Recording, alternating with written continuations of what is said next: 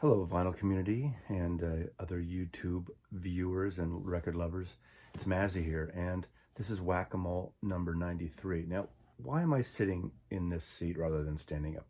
I'm going to stand up in a second, but I just got finished doing one of the big shifts. And those of you who have decent-sized collections or large collections know what the big shift is. It's when you have to literally shift a whole set of records to make room for other records. And there are a lot of other reasons. Maybe you're separating genres, moving things around. Now, I'm sitting right now in a chair that I actually use as a positioning for the records I pull in my Whack-A-Moles. And this is right adjacent to my jazz section here. So maybe before we start, I'll pull something. But I want to just give you a little show and tell of what I did and a shout out. In fact, I'll do the shout out first to Bob Bradley. The Bob Bradley channel, Kentucky boy, fantastic, exuberant personality, great guitar player, great musician, has a band, a record he's working on. And I just love his channel.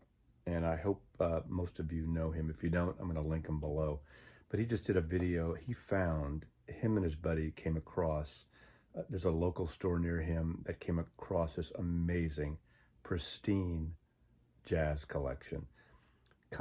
Miles Davis, Coltrane, many records in shrink, Two-Eyed, 360, the regular 70s Columbia. That's my generation Columbia. I used to sell those records. So I do have a lot of the 70s Impulse labels and Columbia labels albums, and I keep mine in good shape. But I was gobsmacked, as the Brits say. I don't know if they really say that in Kentucky. I don't know. Tell me, Bob, if you're watching this. Do they say gobsmacked? You should. I want you to say gobsmacked in your next video, just for my edification. But it's one of those once in a lifetime or once every several years or a decade finds. Now you have to pay up the nose, I'm sure, for some of these pressings these days. But check that out. I'll put a link to that video below. Anyway, I had to loosen things up here. And you've seen the room here in my collection. There we go. Things were getting a little thick. I had a lot of records stored in upstairs in my new releases and my in heavy rotation. But what I did is I took the bottom row from my book collection, my Beatle book collection, and now I've dedicated it to more records. So we go from Gillian Welch or Muddy Waters through Neil Young, through Frank Zappa, the Zombies, and Zevon. The Zombies. I don't know who the Zombies are. So that was a big shift. So I feel like it's time for a Whack-A-Mole big shift edition. In fact, while I'm here, let me just do one bonus whack before we get in the main frame. This would be one from the jazz collection. Ah, there we go, Jack Johnson. Speak of the Devil. Jack Johnson, really cool Miles Davis record. This is a MoFi edition. I happen to like, this is the original cover. I happen to like, do I have it here? I do have it, but I can't find it probably right now. I like the reissue cover with the black and white photograph of him blowing the trumpet profile. It's probably on the inside of this record. This is sort of a soundtrack to a William Claxton, who's a photographer, movie that Miles did, and it's, you know, very modernish, Bitches Brew kind of style. A little later than, what is it, 71 or 2, I'm thinking? What year did this come out? 71. That was right. Okay. This is a really good record. I love this record. The Bitches Brew expanded CD box is pretty amazing too. So it's just kind of a nice quinky dink. Did you say that in Kentucky? I'll give you another props. If you say, Bob Bradley, if you say quinky dink in your next video, just fit quinky dink and gobsmacked in, and you'll make me happy for 2021. Cool record, really cool record. Okay, I'll put you on a pedestal here, because that's what you like to do the Whack-A-Moles. 5 random picks, and we'll see how this goes. I suppose I should pick at least one from the new section there. So let me start with that. I'm not looking, you can't see me, but I'm really not looking. I'll start with that one just off the bat. So, wooden ships. Wooden ships on the water. Yeah, wooden ships, spelled S-H-J-I-P-S. That's what the hipsters, that's how hipsters spell ships.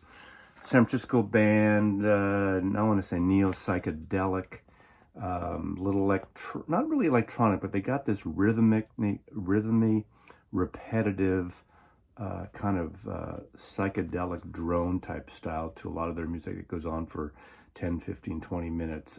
Really great outfit. I have 3 of their records, a live record recorded in San Francisco. This is my favorite, I think, of them all.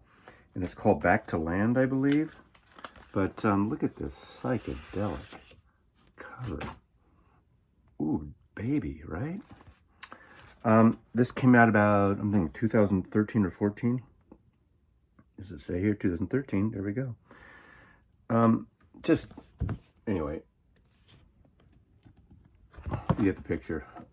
Wooden Ship, San Francisco, neo-psychedelic. What does neo-psychedelic mean? Psychedelic. Okay, we'll just stop it at that. Okay, 4 more picks from the big wall. 1, 2,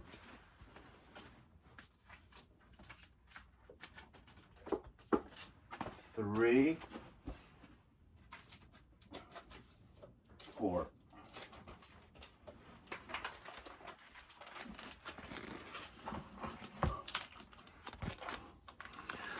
Probably one of the biggest selling records of 1976, Boz Scaggs, Took Degrees, Lido Shuffle. Boz Scaggs from Texas came to San Francisco with Steve Miller. They were high school friends, started the Steve Miller Blues Band together. After the first and second Steve Miller album, after Sailor, I love those 2 records, amongst my favorite of Steve Miller albums, Steve Miller Band albums. He goes on and gets signed. Does 1 album for Atlantic, Muscle Shoals people, Duane Allman, supposedly produced by Jan Wenner from Rolling Stone magazine. However, I don't think he probably was an executive producer, oversaw it. That is a fantastic album. Of course, The Loaning Me a Dime. This was his huge, massive, one of the biggest records in 1976. And I happened to contribute to this because I worked in the record business then, and I did this whole marketing display thing, and I won like a West Coast. In fact, I'm going to show you. Cover photograph by the great photographer Moshe Braca. This is taken, I believe, this might have been out at Ocean Beach in San Francisco. I don't know that for a fact, but it looks like the Benchins right down from the Cliff House adjacent from Golden Gate Park in San Francisco. So I'm going to say that. And since I say that, so it shall be. There you go, Boz Scaggs. Let me show you. I love this. Platinum Record Award, Boz Scaggs, Silk Degrees.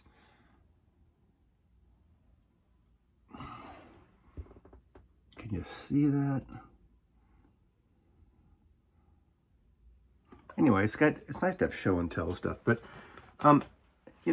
he's like one of the best blue-eyed soul artists. Now, I love his first, 5 albums on Columbia Records, 5 or 6 even. Boz Scaggs and Band, Moments is great.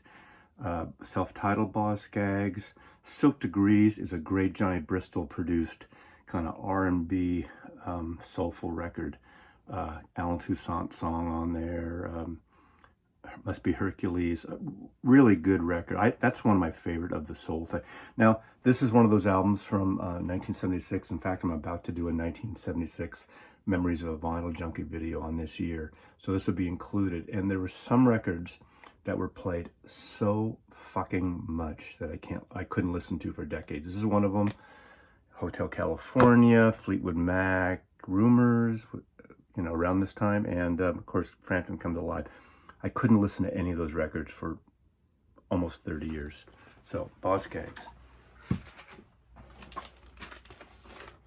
Donovan, lesser Donovan. He's having a good time there. I don't know what to say about this one. I don't know this album. It's called 7 T's, Tease. I mean, come on, give me a break. You got two women. We call it 70s. Donovan, you're better than that. I'm not going to even talk about that. The great Bettye LaVette, 1972 Muscle Shoals recordings. These are the Muscle Shoals sessions. R&B, funky, produced by Ben Shapiro and Ollie McLaughlin, I believe. Really cool record. I think this is like a Vinyl Me Please reissue. She was part of that Atlantic soulful thing. I think she started releasing her records in the mid-60s, 65, 66.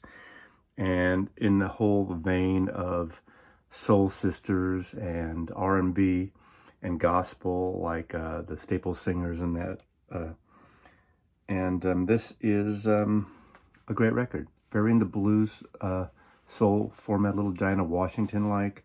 But this is a fantastic recording, highly suggested recording at, of course, the great Muscle Shoals studio. Bettye LaVette, the 1972 Muscle Shoals Sessions, reissue from the last several years. I'm taking the greatest hits here. Okay, I'm going to pull one more because greatest hits, what can I say about Tom Petty's greatest hits?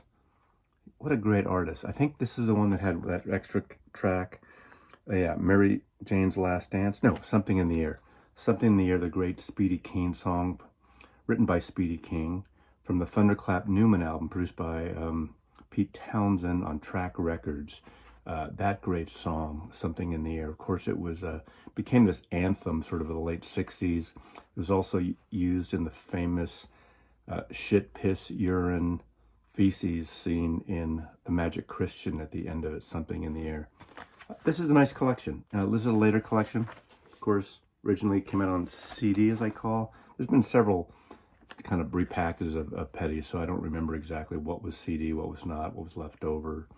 But, you know, if you want a good overview of his career, this is pretty sweet. Okay, I'll do one more. In fact, I'll do a double fisting last pull.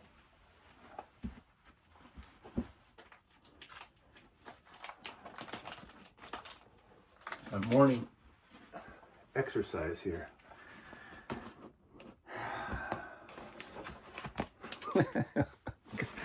Wanker.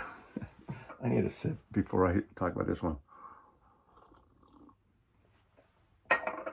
This is probably the biggest wanker that I'm still a big fan of, and that's Morrissey. And this is World Peace is None of Your Business. World Peace is none of your fucking business, Morrissey. Of course, the great Smiths lead singer. Still, I think his solo albums are tremendous. I love him. His politics is against mine. But hey, you know, I can separate it with this guy for some reason. I just think he's a friggin' wanker because he's silly. This has a song, Neil Cassidy, Drop Dead, World Peace is None of Your Business, I'm Not a Man, Istanbul. He's got this great Italian, I don't know if they're all Italians, but really good band backing him up the last few years. And he's gone and he's kind of gone from label to label, one album and then off. This is from Harvest Record, of course, a rebirth of Harvest that I don't know if it's still around even now. Of course, Harvest was one of the great prog labels of the early mid-70s. I just really like this record a lot. I think it's really well recorded. Morrissey's voice is still stupendous, and he just has a way with his lyrics are so hysterical. Oboe Concerto, Kick the Bride Down the Alley. Now there's a title for you. Kick the Bride down the alley. The Bullfighter Dies, Smiler with a Knife, Kiss Me a Lot, Staircase at the University. And here's one for all of you out there in this environment. Earth is the loneliest planet. Morrissey, World Peace is None of Your Business. You can get it in the Morrissey gift shop. Love this record. And it's 2 LPs with a whole football team. And lastly, this is a reissue, and this is a wonderful record. Reissue of Outtakes. I can't remember if this is Outtakes or unreleased material, because I get kind of, basically it's Gene Clark, the original member of the Byrds, you know, great collaborators, Dillard and Clark in the late 60s, just country rock, went from the, you know, Sweetheart of the Road. He actually didn't work on that. He left after 8 Miles High. That was his last sort of claim to fame, writing for the Byrds, and he was out of there. Of course, what a great folk artist, an original, amazing songwriter. This is a 45 RPM limited edition of I don't know how many copies, number 230, which you don't really care, right? It's got 6 tracks. Backstreet Mirror, Don't Let It Fall Through, Yesterday Am I Right, If I Hang Around, She Told Me, and That's What You Want. And these, I don't even know, these songs were recorded. These are the Russell Masekela sessions from January 1967, produced by Jim Dixon. So this is just about when he, just before he released his first solo album on Columbia Records, as I recall. But Gene Clark, a very, very favorite artist of mine. And Gene Clark's one of those artists, especially with the album No Other, that was reissued in a box set format about a year ago, a little over a year ago, has really, you know, became one of those cult figures way beyond what was happening at the time. So closing out this Whack-A-Mole number 93 with the great Gene Clark. Thanks for watching. And remember, when you do the big shift, here's something that this is from an older record collector, somewhat older, to you newbies. And even those of you, you know, I hear in the vinyl community, people showing their collections saying, oh, I ran out of room, don't have any room. We had a motto back in our retail record days in the 1970s, when we would get these big shipments from our distributor of literally several thousand records, new releases, restocks, you know, 100 copies of some new hit, potentially new hit record. There's no room, because we were a mid-sized store. We weren't a huge, like a Tower record store. There's always room. There's always room. You make it. I had people saying, oh, you don't have any room for records. I figured it out. I moved my books. There's always a room. Use your imagination. Be imaginative. That's the motto. That's the trance. That's the Om Shalom. There's always room. There's always room. You can make room. You can put things high. You can put things low. You can put tables and bins in the middle of your space. You can do flip bins. You can take the box sets out and put those in another little section. There's always room. I should do it. Just a 30-minute video of the mantra. There's always room. There's always room. Say it again 3 times. There's always room. There's always room. There's always room. Mazzy loves you. And Bob Bradley of the Bob Bradley channel.